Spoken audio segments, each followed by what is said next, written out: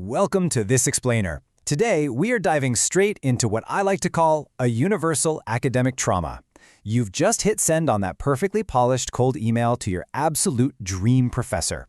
You wait days, you're probably obsessively refreshing your inbox, right? And when the reply finally drops, well, it's not that thrilling yes, but it's not a definitive no either. It's just gray. Now, how you handle the next 10 minutes, that can literally save the opportunity or slam the door shut forever. So you open the email, bracing for good news, but instead this dreaded phrase jumps off the screen. I think there is a gap in your research experience. Ouch, right? Panic instantly sets in. You start sweating. You spent months perfecting your CV, gathering those recommendation letters, poring over their papers, and right out of the gate, they're telling you you're missing something fundamental. And now you're just sitting there, frozen at your desk, staring at the screen. What's your gut reaction? Do you immediately fire back a giant list of your accomplishments to defend yourself? Do you profusely apologize for wasting their time? Or maybe you just say thanks, snap the laptop shut, and completely walk away? Well, listen closely, because this is the make or break moment. Our natural human instinct to emotionally defend ourselves can instantly kill an opportunity that might actually still be wide open. Okay, let's really break this down, because most students get this completely backward. They look at this email and assume, yep, that's a rejection. But a gap and a rejection are two very, very different beasts. Think of a rejection as a locked, dead-bolted door. A gap, though, a gap is often an invitation from the professor to see if you happen to have the right key. Mixing these two up is exactly how highly qualified candidates accidentally talk themselves right out of an amazing lab placement. The hidden truth here, and this is a real game changer, is that professors aren't sitting there grading you as good or bad when they read your email. What they're actually evaluating is a highly specific metric, lab fit.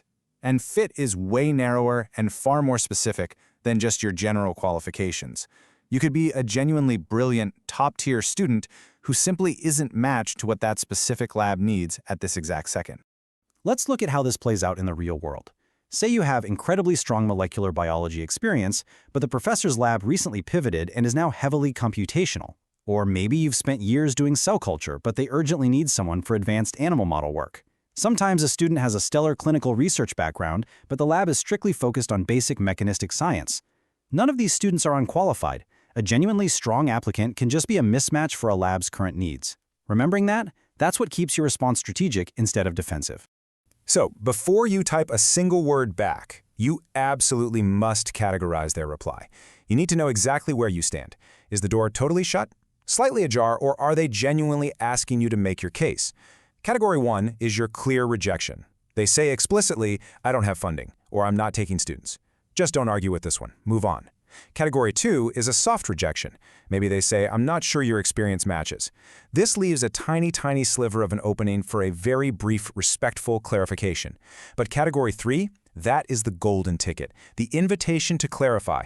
If they say something like, explain how your background prepares you, they have opened the door. Take it seriously. If they do hand you that invitation, hit pause. Ask yourself, what exactly does the professor think I'm missing? You've got to pinpoint the actual gap.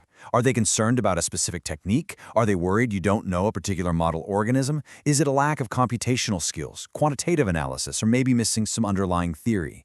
You really can't craft a persuasive reply until you know exactly which target you're aiming at. To figure this out, run what we call the transferable skills test. Mentally, or even on a spreadsheet, map out what you have against what they need. For example, if the professor needs mammalian cell culture and you've got HEC 293T experience, boom, that maps perfectly. If they need quantitative image analysis and you're a wizard with ImageJ, you have a direct connection. Doing this proves to yourself whether you actually have a legitimate transferable skills case to make. Once you've mapped it out, it's time to communicate it. And remember, a vague concern deserves a highly specific answer. Firing back with the generic, I believe I am well qualified for your lab, gives them absolutely zero to evaluate. Instead, structure it almost like a scientific proof. Say, through Project X, I developed experience with A, B, and C, which are directly transferable to your work. Now that is something a scientist can logically evaluate. Which brings us to one of the biggest, most common pitfalls. Please never fall into the trap of using unfalsifiable adjectives. When panic sets in, so many applicants just write, I learn quickly, or I'm a very hard-working person. Look, every single applicant says that. To a professor, those are empty claims. You need to give them concrete data points instead. Try something like, although I had no prior experience with X, I learned Y during my previous project and independently applied it to Z.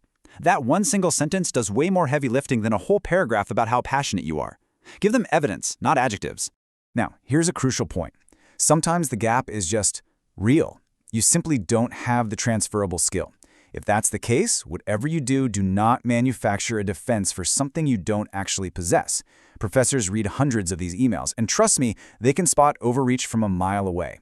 So acknowledge it directly. Tell them you haven't had hands-on experience with that specific technique, but point to your adjacent experience and lay out a realistic plan for learning the missing skill. Intellectual honesty builds massive trust in academia.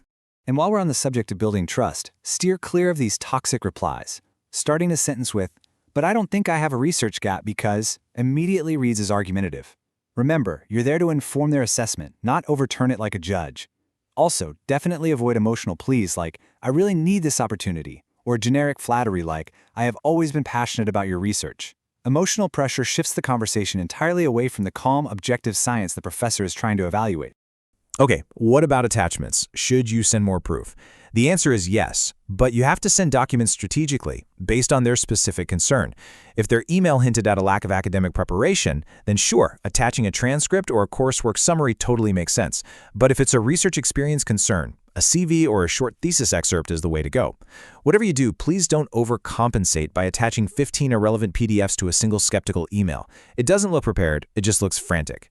Now, what if the professor replies and explicitly tells you to go contact other faculty members? A lot of students see this and think it's a devastating rejection of their potential.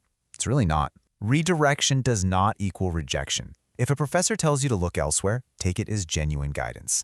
A lot of times, they truly just believe someone else's lab is a much better fit for your skills. Reply gracefully, thank them for the guidance, and maybe even ask if they have specific colleagues in mind. Handled well, a redirection can literally be a massive networking cheat code. All right, let's pull this all together. Before you hit send on any reply, run your situation through this simple 3-question framework. 1. Did the professor actually leave the door open? 2. Do I actually have transferable experience? And 3.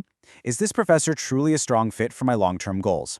If the answers are no, you either move on or redirect. But if the answers are yes, that's when you clarify with solid evidence.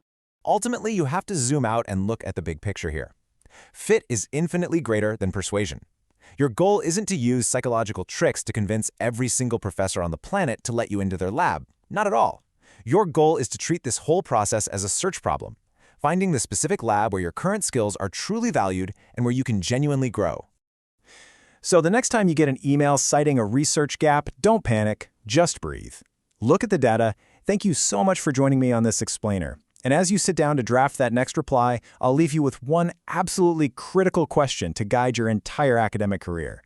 Are you trying to find a fit, or are you just trying to force a fit?